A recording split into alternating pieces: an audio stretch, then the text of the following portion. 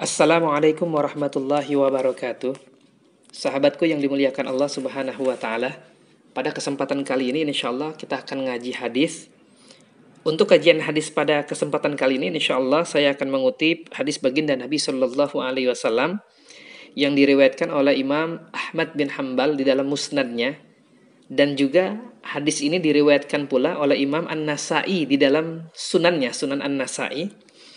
Baiklah, saya akan langsung membacakan hadisnya. Bismillahirrahmanirrahim. Adkhalallahu al-jannata rajulan kana sahlan mushtariyan wa ba'ian wa qadiyan wa muqtadiyan. Allah Subhanahu wa Ta'ala akan memasukkan ke dalam surga seseorang yang memudahkan ketika berstatus sebagai mushtariyan, sebagai pembeli. Contohnya begini, contoh sederhananya begini. Umpama kita membeli baju, kita ke pasar beli baju. Kita tanya kepada penjual, "Bang, ini baju harganya berapa?" Kata penjualnya harganya 100.000. Kita tahu kalau ini baju kita tawar dikurangin 20.000 jadi 80.000, kita tawar 80.000 pun dikasih, kita tahu. Tapi kita nggak lakukan itu, kita bayar aja. Ini namanya orang yang memudahkan ketika dia berstatus sebagai pembeli. Atau dia tawar nggak sampai 80.000, tapi dia tawarnya cuma 90.000 doang. Sebenarnya dia yakin kalau ditawar 80.000 dapat. Tapi enggak, dia nggak tawar sampai ke 80.000. Cukup dia tawar 90.000. Nah, orang-orang yang memudahkan dalam proses pembelian ini insya Allah kata Rasulullah Sallallahu Alaihi Wasallam, atau kama qala Rasulullah Sallallahu Alaihi Wasallam, ini akan dijamin masuk ke dalam surganya Allah Subhanahu Wa Taala. Ini yang pertama. Yang kedua adalah waba'ian, dia memudahkan ketika dia berstatus sebagai penjual. Sekarang terbalik. Nah, umpama kita menjual baju. Kita menjual baju. Harganya 100.000. Ada orang beli. Nawar. Dia tawar harganya 80.000. Lalu kita kasih aja. Jadi kita permudah prosesnya. Ya udah, ambil, Pak. Nah, ini namanya dia berarti memudahkan ketika dia berstatus sebagai penjual. Nah, orang yang seperti ini akan Allah masukkan ke dalam surganya dengan izin Allah insyaallah ta'ala.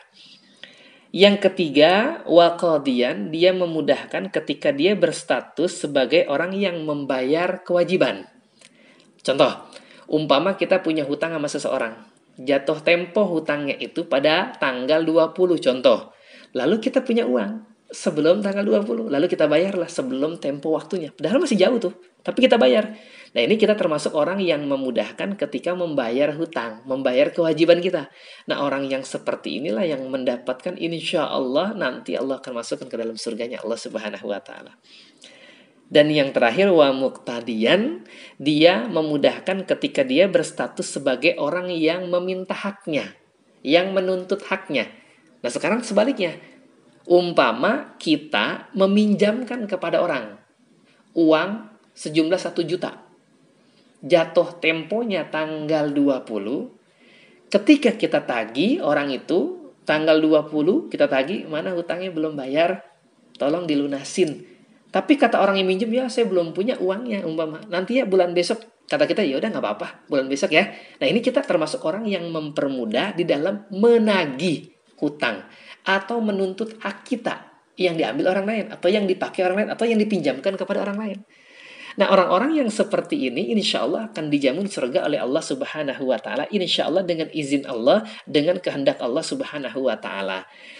Sebenarnya bukan hanya kepada 4 hal ini saja, dalam hal lain pun ketika kita mempermudah dalam sebuah urusan, sebuah transaksi, selama tidak melanggar syar'i, maka ini termasuk daripada perbuatan-perbuatan kebaikan yang insya Allah akan Allah berikan surga kepada pelakunya ini.